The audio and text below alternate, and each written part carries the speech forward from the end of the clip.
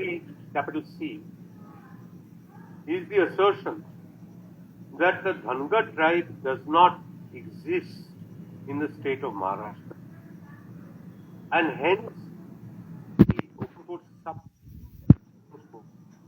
of the Dhanagar tribe instead of Dhanagar ought to be done in the presidential order. It mentions that the population of the Dhanagars is around 1.5 crores. Full stop. There is an assertion in sub-paragraph D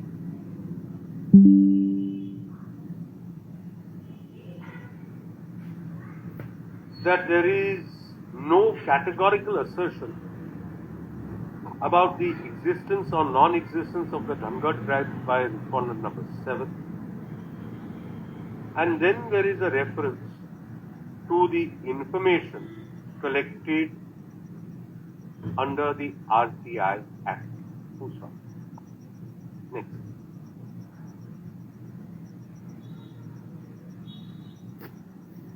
But this takes us to one particular family. This is the Khilare family, and in a separate compilation of documents of the Khilare family, 7 persons have filed affidavits. These affidavits are most interesting. We will take one of them. It is by one Bhausaheb Namdev Khilare. He is from district Aurangabad.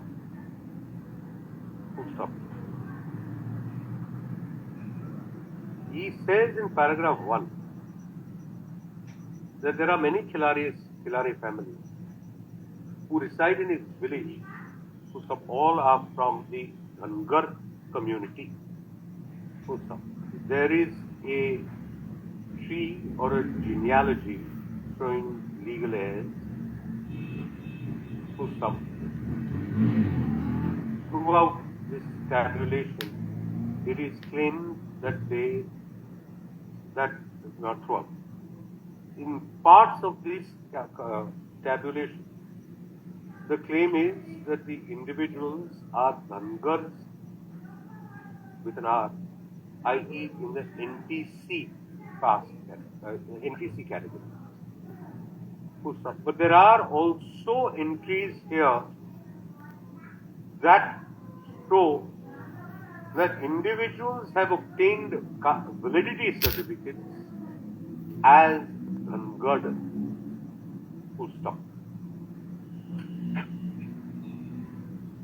Paragraph 3 of this affidavit then asserts that all Khilare family members, going back 3 generations, he used to stay in the same village.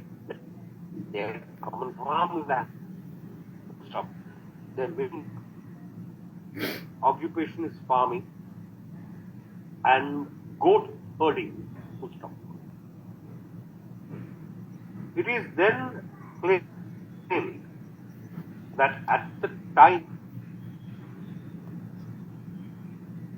of the deponent's father's education and admission into school, the deponent's grandfather was illiterate, mentioned the caste as Dhanagar, and this was prior to 1950. When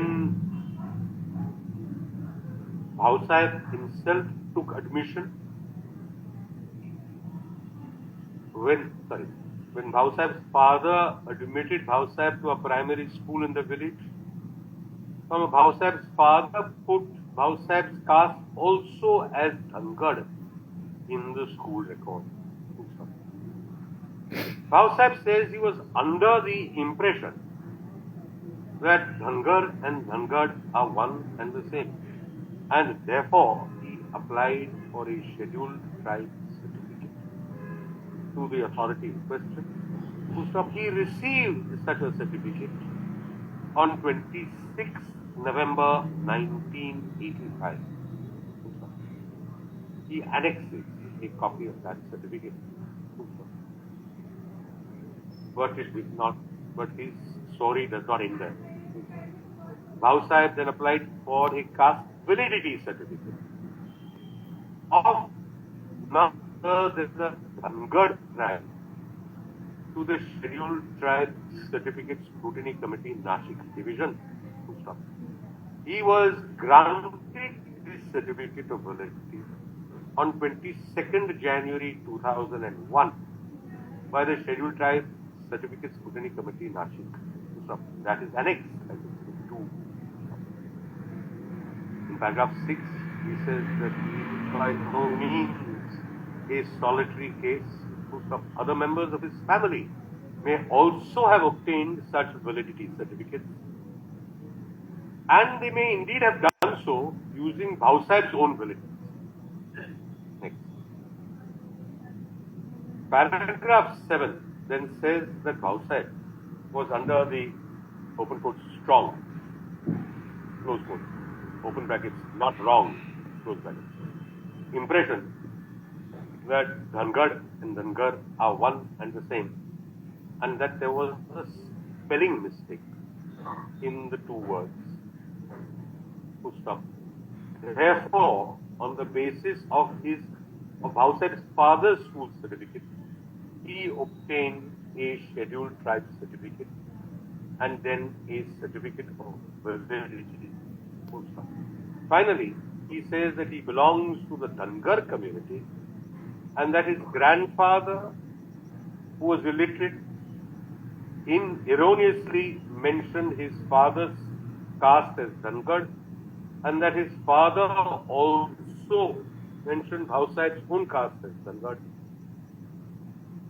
all being under the same impression. Full stop. He claims that this is true of all his brothers. Full stop. In fact, he goes on to say, all family members are members of the Dhangar community, and therefore says that he has executed this affidavit, open bracket, in March 2023, close bracket, of his own free will and without coercion, duress, or force. There are almost identical affidavits by other family members. Next. To say that these affidavits raise more questions than they answer is to put it mildly. Full stop.